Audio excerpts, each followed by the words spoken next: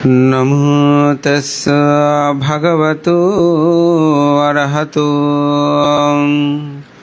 सम्मा सम्बुद्धस्स सुको मत्तयित लोके अतो पीत्तयित सुख समयता लोके अतो ब्रह्मयित सुख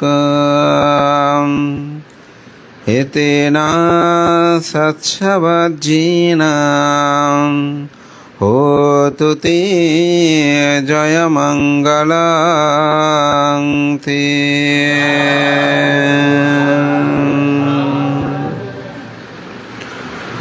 বহু পুণ্যপুরুষের স্মৃতিধন্য পুণ্যতীর্থ ঢ্যামসা গ্রাম। এই গ্রামেরই বিষ্ট সদ্যপ্রাণ উপাসক প্রয়াত সুকেন্দ্র বড়ুয়ার উদ্দেশ্যে পুণ্যদানের নিমিত্তে তাঁরই সুযোগ্য পুত্র বিষ্ট দানশীল ব্যক্তিত্ব বাবু বাপলু বড়ুয়া তথা তার পরিবার জ্ঞাত স্বজন কর্তৃক আয়োজিত এই মহতি পুণ্যময় অষ্টপুরস্কার সংঘদান অনুষ্ঠানের পরমারাধ্য মাননীয় সংঘ প্রধান সভাপতি দেবপাহাড় আন্তর্জাতিক পুণ্যচার আন্তর্জাতিক বৌদ্ধ বিহারের অন্যতম রূপকার অধ্যক্ষ, আমার ব্যক্তি জীবনের পরম হিতৈষী কল্যাণ মিত্র, বাংলাদেশ সংরাজ ভিক্ষু মহাসভার অন্যতম সাংঘিক ব্যক্তিত্ব, শিক্ষা ও সংস্কৃতি বিভাগের সহসচিব, পরম শ্রদ্ধেয় কর্মবীর বদন্ত আর্যপ্রিয় মহাতের মহোদয়, অনুষ্ঠানে উপস্থিত সাতকানি লোহাগাড়া ভিক্ষু সমিতির সুযোগ্য সভাপতি, আমার পরম কল্যাণ মিত্র ঢ্যামসা সাক্ষ্যমণি বিহারের অন্যতম রূপকার অধ্যক্ষ কর্মবীর সদ্ধর্ম শোভন পরম শ্রদ্ধেয় শিলানন্দ মহাতের মহোদয়, মাননীয় মহান ভিক্ষু সংঘের প্রতি বিনম্র চিত্তে শ্রদ্ধা অর্ঘ্য বন্দনা নিবেদন করছি। আপনাদের সকলের প্রতি মৈত্রী চিত্তে পুণ্যদান ও আশীর্বাদ জ্ঞাপন করে প্রয়াত উপাসকের পালৌকিক ঊর্ধ্বগতি কামনায় পুণ্যদান করছি। আমি পরম শ্রদ্ধেয় ভান্তের প্রতি বন্দনা জানাই। বিশেষ করে আজকে শ্রদ্ধেয় ভান্তের সাথে গত পরশু দিনে কথা প্রসঙ্গে, যেহেতু ভান্তের এখানে ফাঁক আছে, আমিও চিন্তা করে দেবপাড় দেখে যাব, ভান্তের সাথে সুসৌজন্য আলাপও করব। তো আজকে আসলে গিয়ে আমি খুব মুগ্ধ হয়েছি। ভান্তে অতি স্বল্প সময়ের মধ্যেই তিনি যে পুণ্যচার আন্তর্জাতিক বৌদ্ধ বিহারের যিনি প্রতিষ্ঠাতা অধ্যক্ষ পরম শ্রদ্ধেয় উপসংঘরাজ কর্মবীর সত্যপ্রিয় মহাতের মহোদয়ের যে স্বপ্ন, সেটাকে বাস্তব রূপদানের ক্ষেত্রে ভান্তের যে বিশাল অবদান কর্মযজ্ঞ, এটি দেখে আসলে আমি নিজেই খুব অভিভূত যে ভান্তে এত স্বল্প সময়ে দ্বিতল ভবনের কাজ, বাউন্ডারি ওয়াল থেকে শুরু করে সকল জায়গায় যে ভান্তের হাত, এটা আমাকে খুব অনুপ্রাণিত করেছে। আসলে শুধু এটা নয়, আজকে চাঁদগাঁও সার্বজনীন সাক্ষ্যমণি বিহার, এই বিহারটা নন্দিত অনেক অবকাঠামো হলেও এটার গোড়াপত্তনের ক্ষেত্রে শ্রদ্ধেয় বা আর্যপ্রিয় ভান্তের অবদান অপরিসীম। আমি ওনার হাত ধরে সে বিহারে এসেছিলাম, পরবর্তীতে ভান্তে চলে আসলেও হয়তো বাকি কর্মগুলো আমি সম্পাদন করেছি, কিন্তু ভান্তের এখানে আশীর্বাদ স্পর্শ রয়েছে, আমার শিরে বর্ষিত হয়েছে। আজকেও শ্রদ্ধেয় ভান্তে আমার পিএইচডি ডিগ্রি লাভে তিনি যেভাবে আমাকে আশীর্বাদ প্রদান করলেন, আমি ভান্তের প্রতি আজীবন কৃতজ্ঞ হয়ে থাকব এবং ভান্তের প্রতি আমি পরম শ্রদ্ধায় বন্দনা অর্ঘ্য নিবেদন করে ভান্তেরও নিরূপ দীর্ঘজীবন কামনায় পুণ্যদান করছি। ধর্মপ্রাণ প্রিয় উপাসক উপাসিকাবৃন্দ, মহাকারণিক তথাগত বুদ্ধ ধর্ম দর্শনে একটি শব্দ আছে যেটাকে বলা হয় মুদিতা। তো মুদিতাটা কি? মুদিতা হচ্ছে কারো সুখে সুখী হওয়া, কারো দুঃখে দুঃখী হওয়া।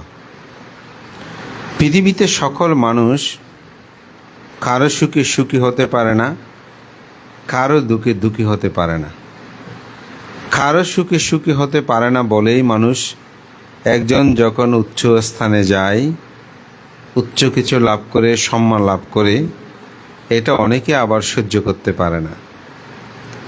আবার কেউ দুঃখে পড়লেও দেখবেন মিষ্টি বিতরণ হয়, কেউ মারা গেলেও অনেকে মিষ্টি বিতরণ করে, অর্থাৎ তার দুঃখে সে দুঃখী হতে পারল না। তো বুদ্ধ জগতে বলছেন, দুঃখী হলে তার সাথে তুমি সমবেদনা জানাও, তার দুঃখে দুঃখী হও। কোনো মানুষ যদি সুখী হয় তার সুখে সুখী হও। অর্থাৎ কেউ যদি পুণ্যকর্ম করে তাতে তুমি সাধুবাদ দাও, কেউ যদি পাপকর্ম করে তাকে নিবারণ করার জন্য তুমি পাপকর্ম করিও না, এরকম করে তাকে শিক্ষা প্রদান করো। এটাকে বলা হয় সুখী সুখী হওয়া, দুঃখী দুঃখী হওয়া। যেমন অনেকে আছে পাপকর্ম করলে ওদের ত্যাগ করলে করুক, তে নরকে যার দুঃখ পাক, আমার কি আসে যায়, এরকম অনেক আছে না? এটা উচিত নয়। তাকে গিয়ে বারণ করা, তাকে বুঝানো যে তুমি পাপকর্ম সম্পাদন করো না, এটার দ্বারাই তোমার পাপ। সে যদি না শোনে, আপনি তার থেকে দূরে চলে আসলেন। এটাকে বলা হয় মুদিতা। তো আজকে আমাদের শ্রদ্ধেয় ভান্তে আমাকে সেই মুদিতা প্রদর্শন করে আমাকে ধন্য করেছেন। আপনারাও আজকে আমাদের শ্রদ্ধাবান উপাসক টিপুবাবু সহ এখানে যারা উপস্থিত হয়েছেন সকলেই সে মুদিতা প্রদর্শন করে তথাগত বুদ্ধের আদর্শ শিক্ষাটার আপনারা এখানে প্রকাশ করেছেন। তো আজকে কেন আমাদের বাবলু তার পিতার প্রতি এই পুণ্য নিবেদন করবেন? কারণ মাতা পিতার কাছে 4টি গুণ আছে। সে 4টি গুণ কি? মৈত্রী, করুণা, মুদিতা, উপেক্ষা। এই জন্যই বলা হচ্ছে ব্রাহ্মাতি মাতা পিতারু পূর্ব আচার্যতে উচ্চারে। মাতা পিতা হচ্ছে আমাদের ব্রহ্মা সদৃশ্য, কারণ ব্রহ্মার 4টি গুণ, অর্থাৎ মাতা পিতার 4টি গুণ আছে। মৈত্রী কি? মৈত্রী হচ্ছে হিংসার বিপরীত। কেউ যদি আমার ক্ষতি চিন্তা করে, আমি তার মঙ্গল কামনা করব। কেউ আমার ভালো চাইলেও আমি তার মঙ্গল কামনা করব। শুধু তার মঙ্গল নয়, নিজেরও মঙ্গল কামনা করতে হবে। বান্ধে নিজের মঙ্গল তো আমরা এমনি সবসময় কামনা করি, সবসময় তো আমি নিজেই সুখী হতে চাই। আসলে আমরা যেভাবে সুখী হতে চাই এভাবে সুখী হওয়া যায় না। নিজেকে সুখী হতে হলে প্রথমে নিজের মঙ্গল কামনা করতে। কিভাবে মঙ্গল কামনা করব? যেমন আমি কোনো প্রাণী হত্যা করব না, আমি কোনো চুরি করব না, আমি কোনো ব্যভিচারী করব না, আমি কোনো মিথ্যা কথা, ভেদকতা, সম্প্রলাপ আমি করব না, আমি কোনো সুরমন নেশাদ্রব্য সেবন করব না। এটা হচ্ছে নিজের মঙ্গল কামনা করা। বান্তে আমরা তো প্রাণী হত্যা করি নিজের মঙ্গলের জন্য, যেমন জিহ্বা আচ্ছাদন করার জন্য, মিথ্যা বলে নিজেকে বাঁচানোর জন্য। এটা মঙ্গল না? না। এটি ইহ জীবনে আপনি সাময়িক কিছু সময় আপনার মঙ্গল মনে করছেন, কিন্তু পরসময়ে বা পরজন্মে এটার অকুশল কর্মের ফল আপনাকে ভোগ করতে হবে। এই জন্য এটা মঙ্গলদায়ক নয়। তো মৈত্রী মানে নিজেরও মঙ্গল কামনা করে। এই জন্য বলছে আমি সুখী হই। প্রথমে বলছে কি আমি সুখী হই। অনেকে হয়তো বলতে পারেন, বান্তে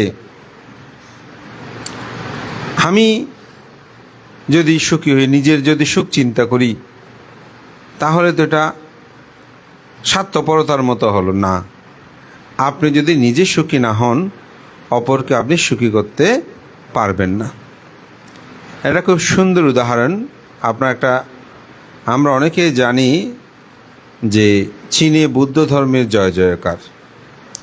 চীনে আরেকটি ধর্ম আছে, এটা যে কম্পুশিয়ান ধর্ম, আপনারা অনেকেই শুনেছেন। তো উনি একজন বিখ্যাত দার্শনিক ছিলেন।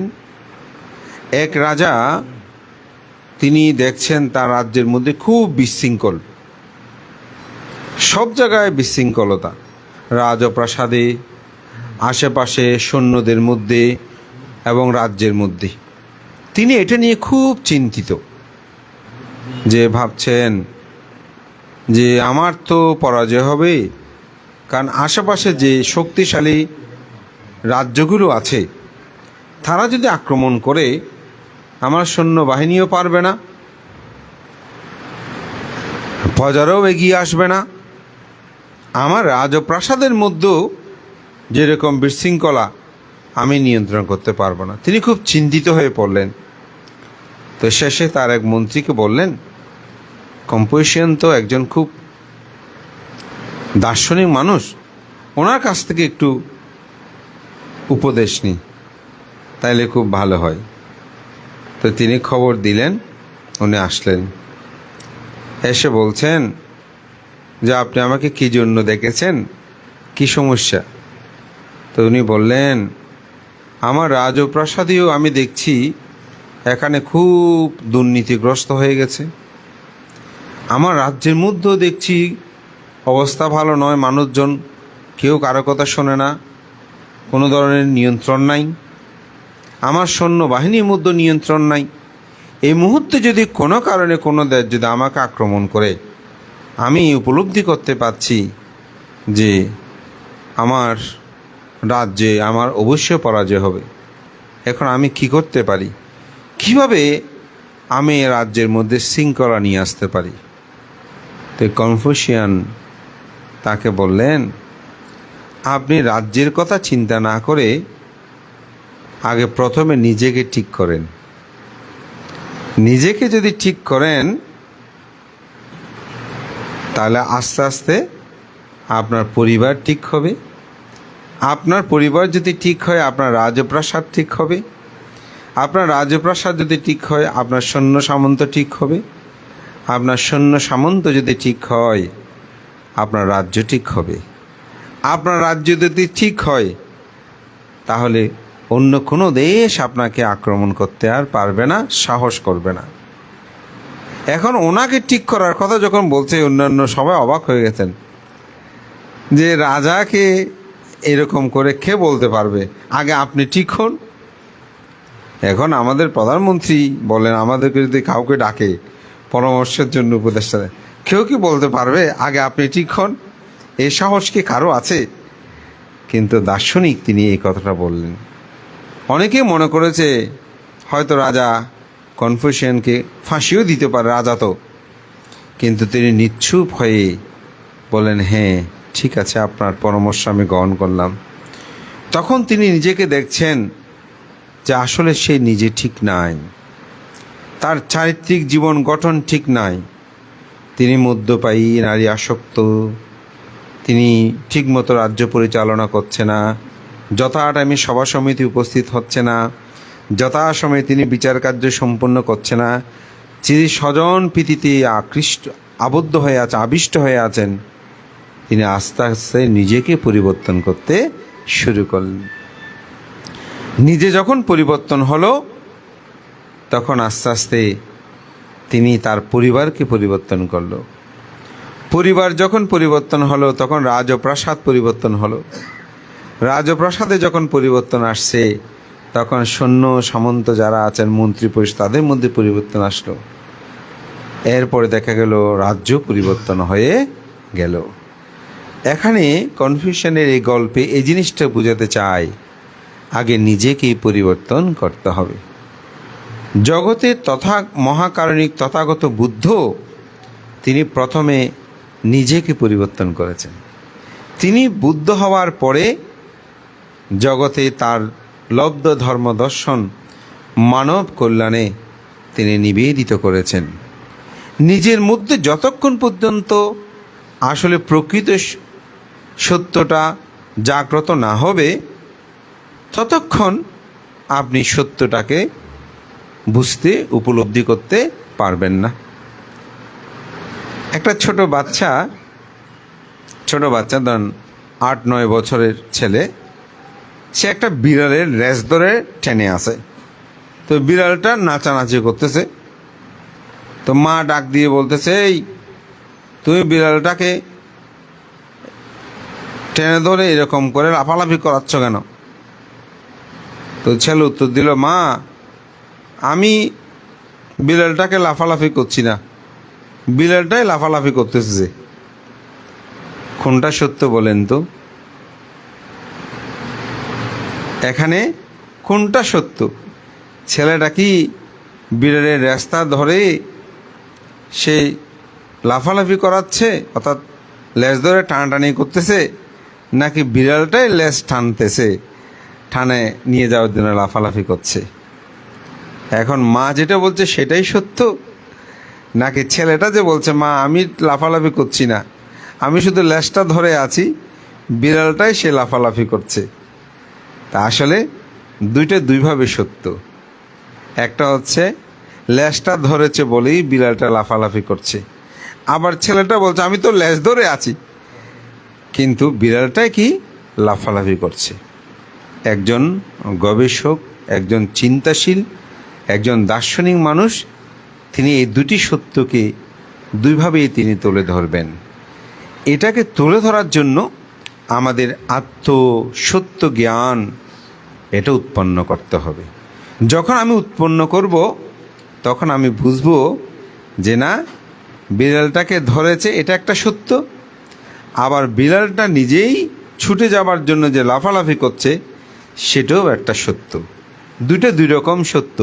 এই দুটো থেকে দুটো জিনিস উপলব্ধি করা যায়। আমাদের বিখ্যাত পণ্ডিত আজান ব্রহ্মা, যিনি অনেকগুলো গ্রন্থ রচনা করেছেন এবং থেরবাদ ধর্ম দর্শনে বর্তমানে পৃথিবীতে যদি আমরা 10 জন বৌদ্ধ ভিক্ষুর কথা বলি তাদের মধ্যে তিনি একজন। তো তার একটি খুব সুন্দর গল্প, এটা হচ্ছে তার গুরুর গল্প। একটা গর্তের মধ্যে একটা স্বর্ণের মেডেল রয়েছে, তো বলছে যে এটা হাত ঢুকিয়ে মেডেলটা নিতে হবে। তো সবাই হাত দিচ্ছে, মেডেলটা নিতে পারছে না। মন্তব্য করছে কি, গর্তটা অনেক গভীর। এরকম করে অনেকে গেল, শেষে একজন হাত ঢুকিয়ে দিয়েই মেডেলটা নিয়ে নিল। বলুন তো আসলে গর্তটা গভীর নাকি তার হাত যেটা আছে সেটাই হচ্ছে খাটো, অর্থাৎ বেটে? কোনটা সত্য? আসলে হাতটা তার বেটে, হাতটা তার খাটো, সেজন্য সেই মেডেলটা নিতে পারে নাই, গোলের সে স্বর্ণ অলঙ্কারটা নিতে পারে নাই। কিন্তু সে বারবার বলছে গর্তটা গভীর। সে নিজেকে আত্মোপলব্ধি করছে না যে আমার হাতটা বেঠে বা খাটো, ছোট, সেজন্য আমি এটা নিতে পারছি না। তা আমরা অনেকে বলে বুদ্ধ ধর্ম অনেক কঠিন, এটা এত সহজ নয়। আমি যে পালন করছি না সেটা আমি বলছি না, কিন্তু আমি পালন না করে বলছি বৌদ্ধ ধর্মটা অনেক কঠিন। ঠিক নিজেকে যদি আপনি উপলব্ধি করতে পারেন পিতা কি মাতা কি, এটা আপনি সহজেই বুঝতে পারবেন। নিজের মধ্যে শুধু উপলব্ধি করলে হয়ে যায়। বুদ্ধের সময়কালে এক পুত্র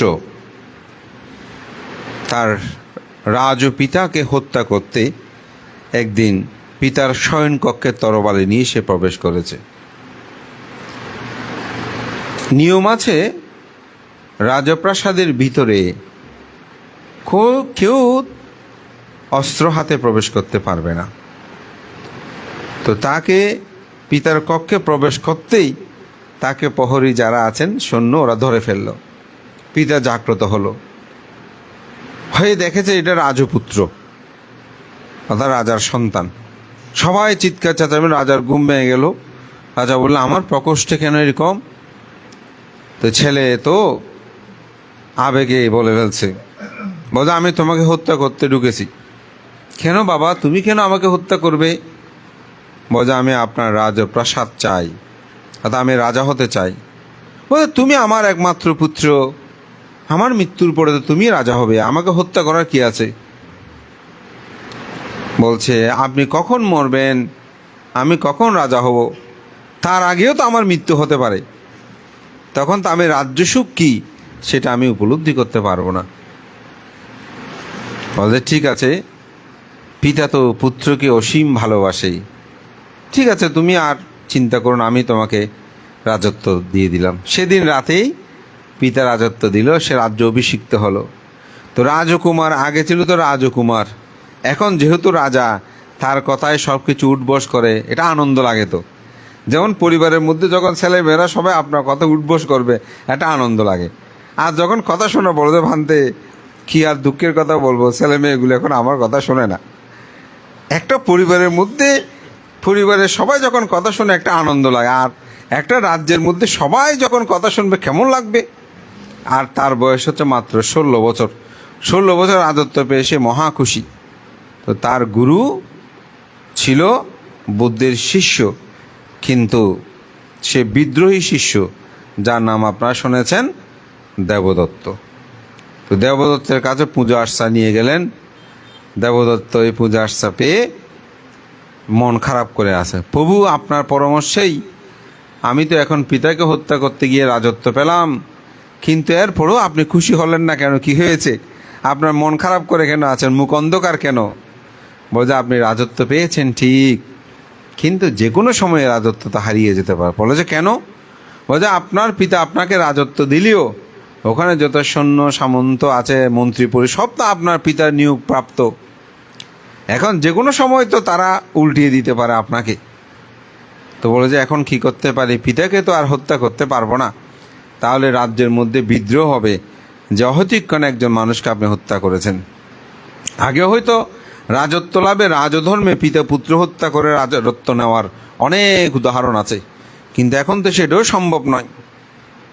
বলে যে না, তার একটি বিহিত ব্যবস্থা করেন। তো পরামর্শে পিতাকে কারাগারে নিক্ষেপ করলেন। আমার এই উপমাসনে আপনারাই বুঝতে পাচ্ছেন কে সেই রাজা বিম্বিসার, এবং অজাতশত্রু হচ্ছে সেই পুত্র। পিতাকে বন্দি করে রাখলেন, এমনভাবে রেখেছেন যাতে পিতা না খেয়ে মৃত্যুবরণ করে। তো মায়ের অনুমতি ছিল শুধু পিতাকে দেখতে যাওয়া। তো মা খোপা করে, চুলের খোপা করে, শরীরে দধির দুধ ঢেলে দিয়ে এই স্বামীকে রক্ষা করার জন্য তিনি যেতেন। এভাবে কোনো ক্রমে বেঁচেছিলেন। ইতিমধ্যে অজাতশত্রু সেই সন্তানের পিতা হলেন। এখানে আপনারা যারা সন্তানের পিতা হয়েছেন, আপনারা বুঝবেন সন্তানের পিতা হওয়া কি আনন্দ। তার আনন্দ এত বেশি হলো, সে যখন সন্তানের পিতা হলো খুশিতে একেবারে আত্মহারা।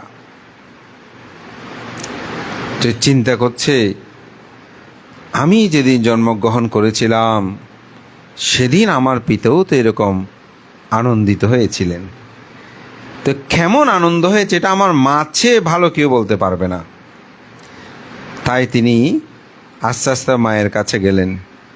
মাকে গিয়ে বললেন, মা তুমি তো শুনেছ আমি সন্তানের পিতা হয়েছি। বলে যে হ্যাঁ। বলে রাজ্যের মধ্যে আমি ভেরিবাদ বাঁধিয়ে দিয়েছি, অত উৎসব, আমাদের যেমন বন্ধ হল উৎসব, জাতীয় উৎসব, এরকম উৎসব করছে। বলে যে মা, আমি যখন জন্মগ্রহণ করেছিলাম তখন আমার পিতা কী কী করেছিল তুমি কি একটু বলতে পারবে?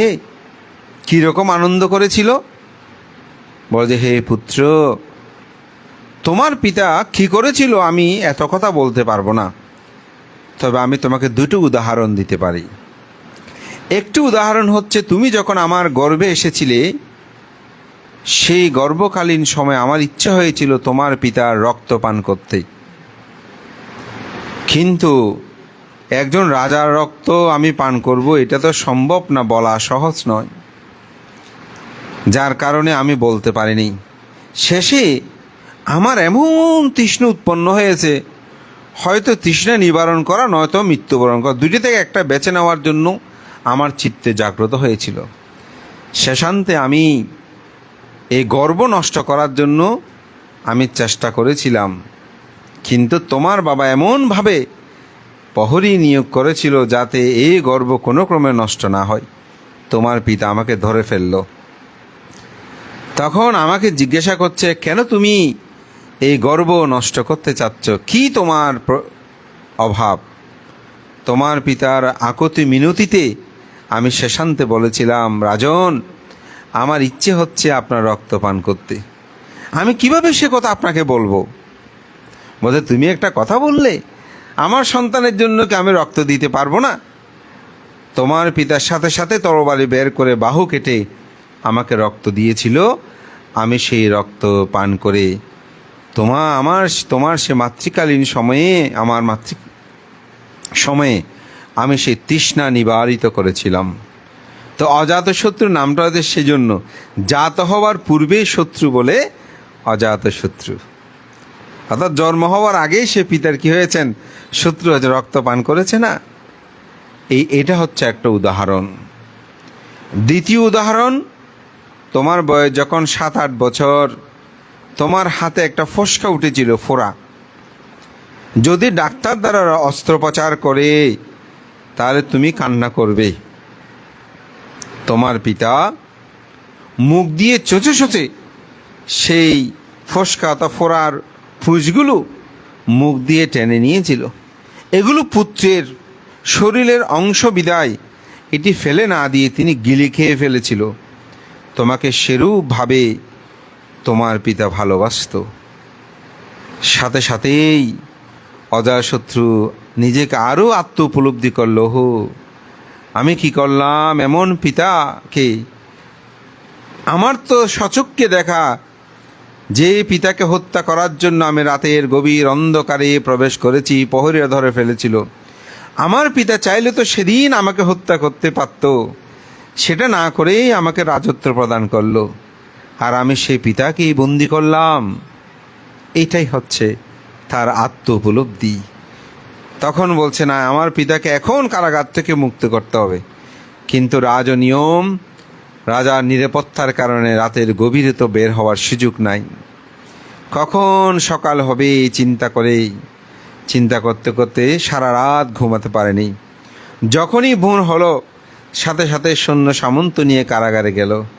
কিন্তু অতি দুর্ভাগ্যতা, সেদিন রাতেই তার পিতা মৃত্যু হয়।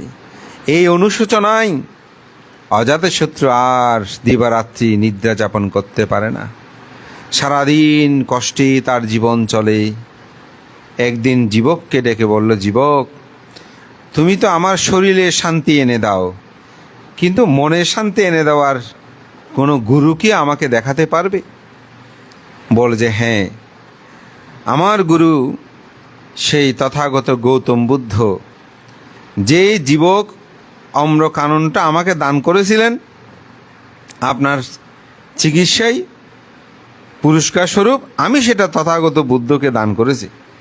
আমার গুরু সেখানে থাকেন, আপনি যদি তার কাছে যান, আমার মনে হয় আপনার মানসিক প্রশান্তিটা আসতে পারে। তো অজাতশত্রু তার সাথে সেখানে গেলেন। তো যাবার সময় বিশাল পরিবেন, যেখানে সহস্র ভিক্ষু থাকে। তো যখন বিহারে প্রবেশ করবে গেটে, বলছে, রাজন, এখানে অস্ত্রশস্ত্র, মাথার পাকড়ি সব খুলে যেতে হয়, এখানে খালি পায়ে ঢুকতে হয়। সব খুলে গেলেন। যত ভিতরে ঢুকে তত নিস্তব্ধ, কোনো শব্দ নাই। বোঝা এখানে 1000 ভিক্ষু বাস করে, বলছো কোনো শব্দ তো, মহাশব্দ কিছু নাই। যুবক, তুমি কি আমাকে শত্রুর হাতে সমর্পণ করতে নিয়ে এসেছো? কারণ অস্ত্রশস্ত্র সব তো রেখে এসেছে, সৈন্য সামন্ত রেখে এসেছে, একাকী।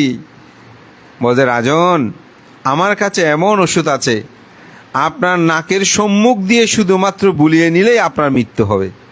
আপনাকে এভাবে তো শত্রু হাতে সমর্পণ করার জন্য আমাকে নিয়ে আসতে হবে না, আপনি আরও সম্মুখে যান। যখন সম্মুখে গেল, দেখা গেল ভিক্ষুরা কেউ সাম্মাজ্জানি কর্ম অর্থাৎ পরিষ্কার কর্ম সম্পাদন করছে, কেউ ধর্ম আলোচনা করছে, কেউ ধ্যান করছে, কেউ চংক্রমণ করছে। দেখে অবাক হলেন, মনের মধ্যে ওগুলো দেখে প্রশান্ত হলো। ভিক্ষুরা বাক্যগতভাবে কত সংযত। আস্তে আস্তে বুদ্ধের সম্মুখে গেলেন। বুদ্ধকে তিনি প্রশ্ন করলেন যে, কেউ যদি শ্রমণ হওয়ার সাথে সাথে তার কোনো প্রত্যক্ষ ফল সে লাভ করতে পারে কিনা? বুদ্ধ বলেন, হ্যাঁ, শ্রমণ হওয়ার সাথে সাথে যখন কেউ 10 শীল গ্রহণ করে, শিলময় জীবন যাপন করে, তখন তিনি প্রত্যক্ষ ফল লাভ করেন। এটা একটা সুন্দর উদাহরণ দিয়েছেন, আমি সময়ের কারণে সেটা বলছি না। তথাগত বুদ্ধের সেখানে মহা সময় ফল সূত্র দেশনা করলেন।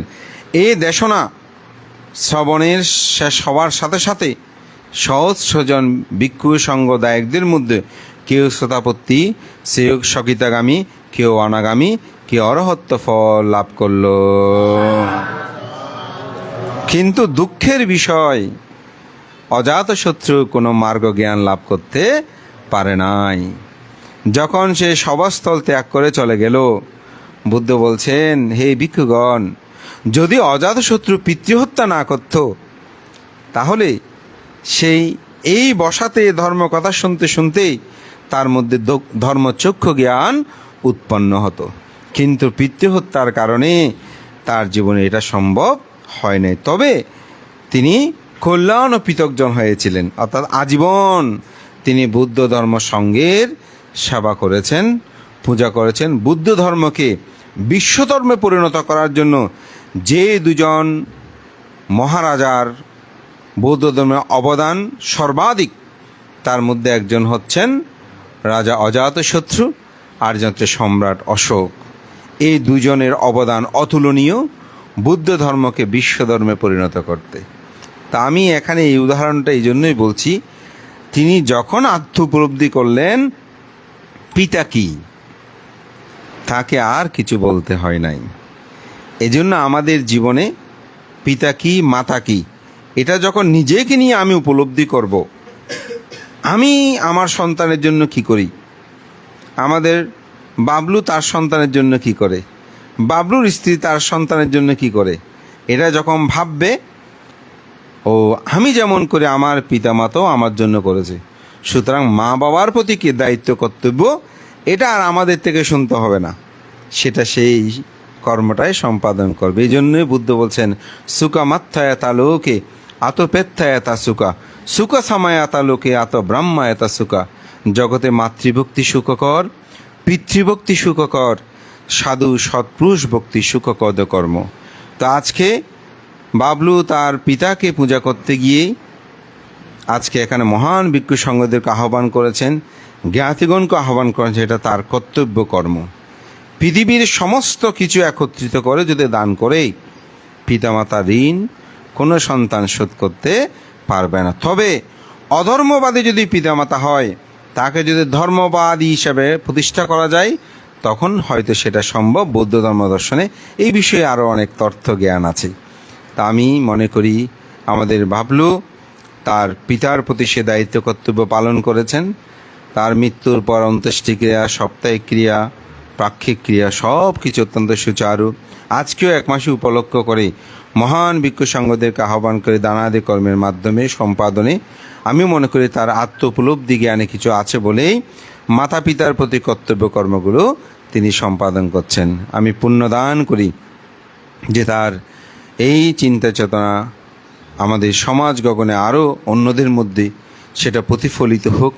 পিতামাতা যেন জীবিত থাকতে আমরা তাদেরকে লালন পালন করি, তাদেরকে সেবা করি, সম্মান করি, কোনোরূপভাবে তারা যেন অবজ্ঞা অবহেলা না হয়।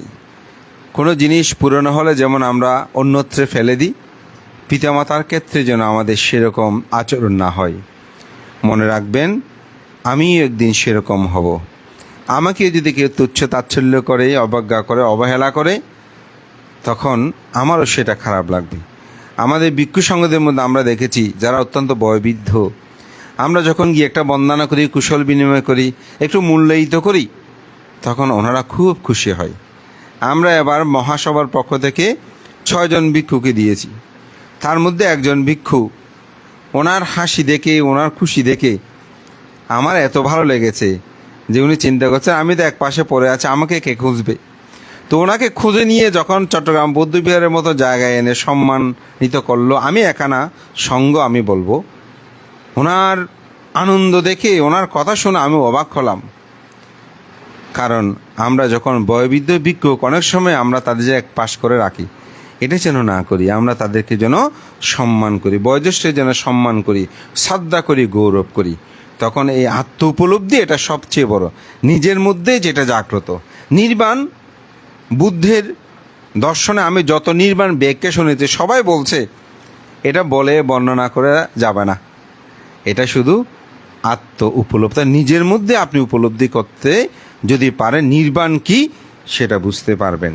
তাই আজকের মাতৃপূজা, পিতৃপূজা এবং মহান ভিক্ষু সংঘের যে পূজা, এই কর্মে আমাদের বাপলু এবং তার পরিবার, তার ভ্রাতাবিন্দু, তার জ্ঞাতি স্বজন যারা এখানে উপস্থিত হয়েছেন, সবাই আমি মনে করি এই সত্য জ্ঞানটা উপলব্ধি করে অন্তপক্ষে আজকে আমরা উপলব্ধি করি না, আমাদের পিতামাতা যেন কোনো ক্রমেই অবহেলিত না হয়। এই বাবলুর বাবার সঙ্গদানে অন্ত্যেষ্টিক্রিয়া যখন গেলাম উপরে, আমাদের সুগতবাবু বলছেন, বানতে ছেলে মেয়ে যদি মা বাবাকে রাস্তায় নামিয়ে দেয়, রাস্তায় হেঁটে হেঁটে ওই নির্বাণ আমি যেতে চাই না। আমি চাই ছেলে মেয়েগুলো আমাদেরকে যথাযথ সম্মান শ্রদ্ধা করুক, আমরা দান ধর্ম পুণ্য করে ভাবনা করে যথাযথভাবে যেন আমরা নির্বাণ যেতে পারে। রাস্তায় বের করে দিয়ে ছেলে মেয়েদের যদি বাবাকে নির্বাণ পাঠিয়ে দেয়, ওই নির্বাণের বাদ আমি যেতে চাই না। কথাটা সত্য।